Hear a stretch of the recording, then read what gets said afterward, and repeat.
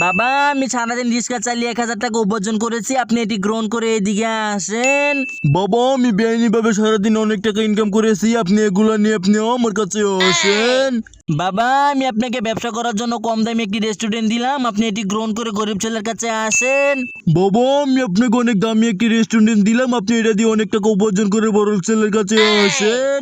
বাবা আমি আপনাকে একটা কুড়াল দিলাম, আপনি সারাদিন এটা দিয়ে পরিশ্রম করে কাঠ কেটে আপনি আমার কাছে আসেন। বাবা আমি আপনাকে অনেক দামি একটি বাইক দিলাম, এটা নিয়ে ঘুরে আপনি বড় লোকগিরি দেখে আপনি আমার কাছে আসেন। এমন চেষ্টা করতে আপনি আমাকে সাহায্য করেন, যখন আমি কোন দিকে যাবো, গরিব ছেলের কাছে না বড় লোক ছেলের কাছে, আমি তো বুঝতে পারতেছি না। আপনি আমাকে পাঠিয়ে দেন যে আমাকে সাহায্য করবে। হ্যাঁ পরিশ্রমিক বাবা, আমি আপনাকে সাহায্য করতে পারি। তার আগে যারা ভিডিও দেখছে তারা যখন এই ভিডিওতে লাইক করে চ্যানেলটি সাবস্ক্রাইব করে কমেন্ট আব্বু নামটি লেখা যাবে।